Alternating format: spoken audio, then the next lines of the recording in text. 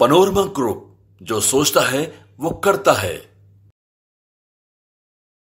बिहार और देश की राजनीति के लिए आज का दिन कहा जा रहा है कि बड़ा ही महत्वपूर्ण है।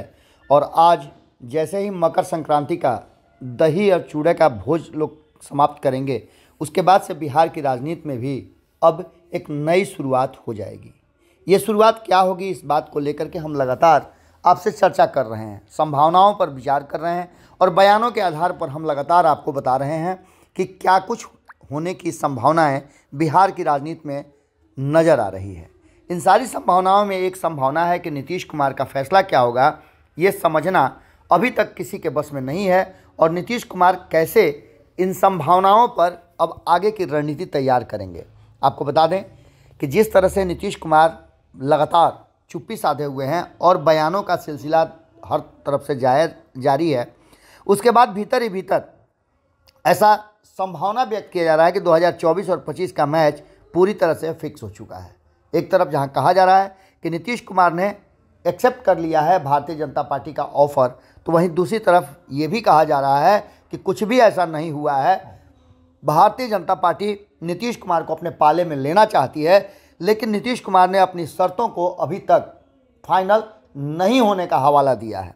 सीएम और डिप्टी सीएम के चेहरे के बारे में भी कहा जा रहा है कि वो फाइनल हो गया है, तय हो गया है। इसके साथ साथ तेजस्वी यादव को उस रेस से बाहर कर दिया गया है। आखिर ये मामला और ये बातें, चर्चाएं क्यों चल रही हैं? तो आपको बता दें कि सबसे पहली बात तो यह है कि नीतीश कुमार का जो रणनीति है और जिस तरह से सियासी चिंगारी वो धीरे से धधकाते हैं, वो काफ़ी असरदार होती है। बिहार सीएम की कुर्सी पर जो असर पड़ेगा उसको लेकर के अंदर की बात यह है कि नीतीश कुमार को राजनीतिक रूप से समझना बड़ा मुश्किल है, लगभग नामुमकिन की तरफ है। यही आपको बता दें कि अक्सर नीतीश कुमार पिछले जो 18-19 वर्षों की बिहार की राजनीति है या फिर 15-16 वर्षों की उनकी राजनीति केंद्र की में रही है, उसको लेकर के जब नीतीश कुमार ने फैसले लिए हैं तो उन्होंने अपने फैसलों से चौंकाया है और हमेशा सियासी गलियारे में उनके फैसलों की चर्चा होती है। अपनी विश्वसनीयता को लेकर के भी नीतीश कुमार पर भले ही कई बातें सामने रखी जाती हो, लेकिन ये अविश्वसनीयता की जो बात है उसको लेकर के भी नीतीश कुमार स्वीकार्य नहीं है, ऐसा नहीं कहा जा सकता है। बिहार की राजनीति में नीतीश कुमार का यूएसपी सुशासन बाबू के रूप में और विकास पुरुष के रूप में जाना जाता है। इसके अलावे नीतीश कुमार के स्वभाव और उनके सत्य को लेकर के, उनके छवि को लेकर के अक्सर राजनीतिक जगत में चर्चाएं होती रहती हैं। इन चर्चाओं में भाजपा भी अछूती नहीं है।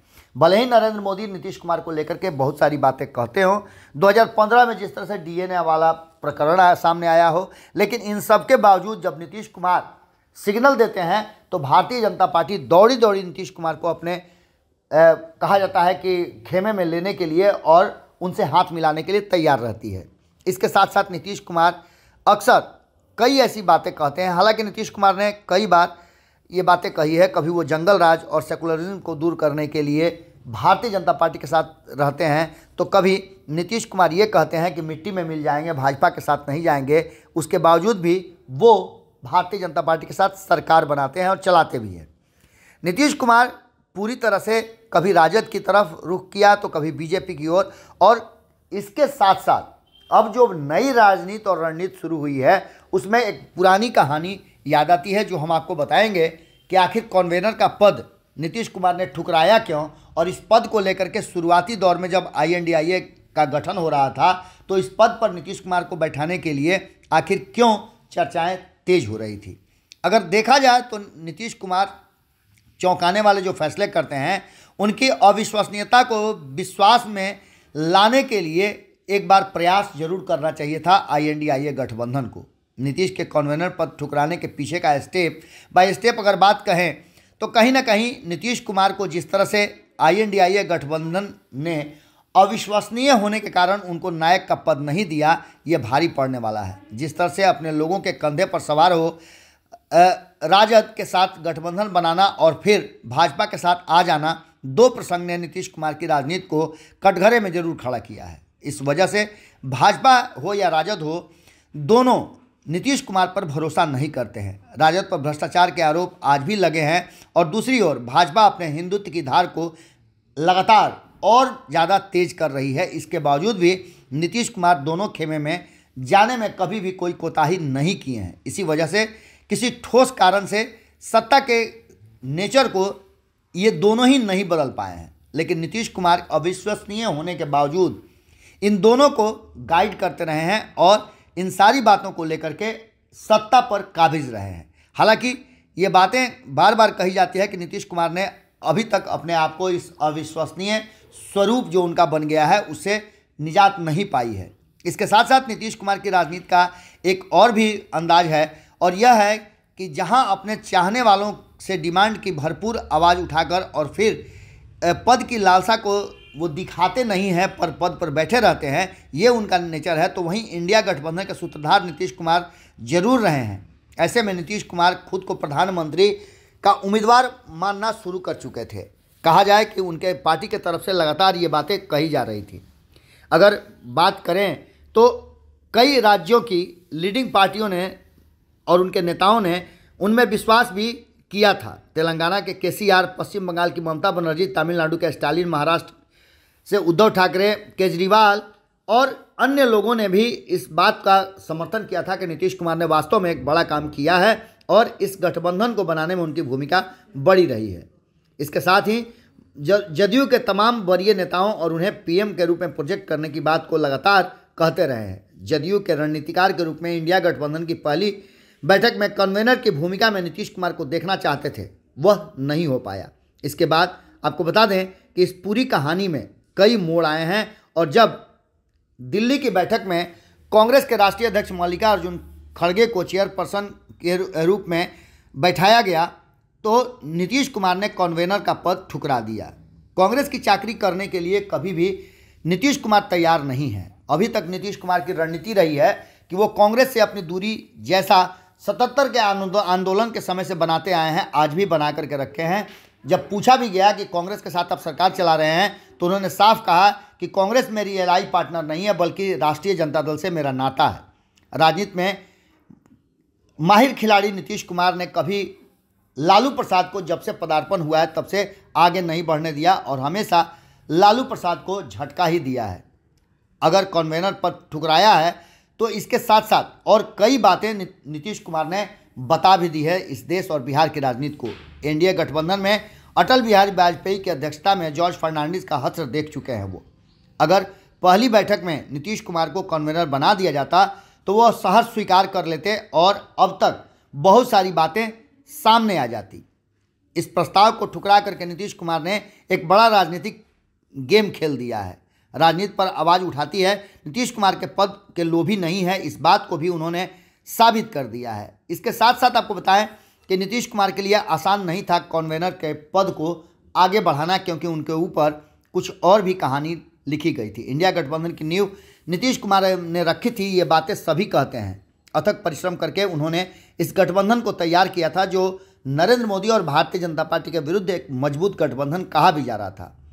खासकर वे दल जो कांग्रेस के विरोध में खड़े थे उन्हें साथ लाना ये बड़ी उपलब्धि थी नीतीश कुमार की। उत्तर प्रदेश, पश्चिम बंगाल, दिल्ली और पंजाब में आज भी ये स्थितियां बनी हुई है जो नीतीश कुमार ने बांटने और एक दूसरे के साथ सामंजस्य बिठाने की कोशिश की थी। कई मुद्दों को उन्होंने सुलझाया भी था और इस बात को लेकर के लगातार नीतीश कुमार की तारीफ भी होती है। कई दशक तक बिहार के मुख्यमंत्री रहे नीतीश कुमार की राजनीति में प्रधानमंत्री की दावेदारी थोड़ी देर से आई, पर वह देश की राजनीति के हालात को अच्छी तरह से समझते भी हैं और उनको जानते भी हैं।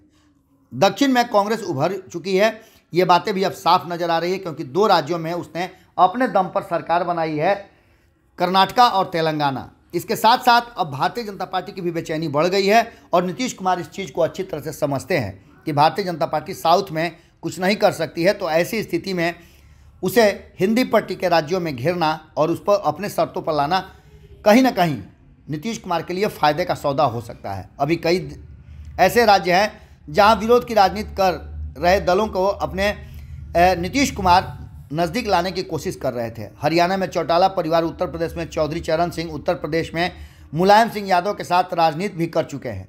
वहीं नीतीश कुमार एक समाजवादी नेता हैं और वो जानते हैं समाजवाद की पृष्ठभूमि कैसे तैयार होती है। तृणमूल कांग्रेस को कांग्रेस मुक्त इंडिया गठबंधन में जोड़ने का जो उन्होंने प्रयास किया, जिसके लिए कभी भी ममता बनर्जी तैयार नहीं हो रही थी। अब कन्वेनर पद छोड़ने के साथ साथ उन्होंने एक नई राजनीतिक कहा जा रहा है कि चर्चा भी छेड़ दी है। नीतीश कुमार की राजनीति का यह नेचर रहा है कि वो हमेशा दो ध्रुवों के बीच में राजनीति को जीवित रखते हैं। कांग्रेस से मिली निराशा का प्रकटीकरण कहीं ना कहीं भाजपा के शीर्ष नेतृत्व को आकर्षित करना भी नीतीश कुमार के एजेंडे का हिस्सा है। ऐसे में जब वे प्रधानमंत्री अभियान में असफल हो गए तो कहीं ना कहीं भाजपा के लिए एक बार फिर से दरवाज़ा खोलने की तैयारी शुरू हो चुकी है। मुख्यमंत्री रहना है तो भाजपा क्यों नहीं। भाजपा के साथ रहने पर नीतीश कुमार को बहुत सारी संभावनाएं भी बढ़ जाती हैं और उन्हें बहुत कुछ मिलने का भी संभावनाएं तेज हो जाती हैं। भाजपा और जदयू को नेचुरल अलायंस माना भी जाता है और दो ध्रुव की राजनीति के लिए उनके मोहरे छूटे रहते हैं, जिसका खुलासा पाला बदलने के बाद खुद नीतीश कुमार करते रहते हैं। आपको बता दें कि इस पूरी कहानी में एक कहानी और है जिसकी हमने शुरू में चर्चा की थी कि नीतीश कुमार को यदि संयोजक बनाया जाता तो उन्हें याद आ रहा है कि चंद्रशेखर ने किस तरह से, बीपी सिंह ने किस तरह से सत्ता का शीर्ष पर अपना कब्जा किया था। इन सारी बातों को लेकर के अब नीतीश कुमार की राजनीति और रणनीति जिस दिशा में चल रही है वो साफ बता रही है कि कहीं ना कहीं नीतीश कुमार ने वो रास्ता तय कर लिया है जिसमें भीतर ही भीतर सब कुछ 2024 और 25 के लिए तय होता हुआ नजर आ रहा है। सीएम और डिप्टी सीएम का पद भी बदल सकता है, क्योंकि नीतीश कुमार अब पीएम बनना नहीं चाहते हैं, तो वहीं नीतीश कुमार को क्या चाहिए ये अब धीरे धीरे खुलना शुरू हो चुका है। ये खेल बड़ा हो गया है और ये खेल होना भी था, ये बात पहले से अंदाज़ा लगाया जा रहा था। अब आगे बिहार की राजनीति देश की राजनीति को किस तरह से प्रभावित करेगी ये देखना भी बड़ा ही दिलचस्प होगा। पनोरमा ग्रुप, जो सोचता है वो करता है। अगर ये वीडियो पसंद आई और वह बिहार के राजनीति और बिहारियत से सरोकार रखेनी तो सब्सक्राइब बटन दबा के चैनल के सब्सक्राइब कर ली। ओजे एगो घंटी बा, ओकरा बटन दबा देला से कुल सटीक और मारक खबर रुआ मुफ्त में मिल जाई। अगर रुआ पत्रकारिता के हमनी के नया प्रयोग में सहयोग कर चाहतानी तो ज्वाइन बटन दबा दी। पेटीएम नंबर नोट कर ली 9386816700। धन्यवाद।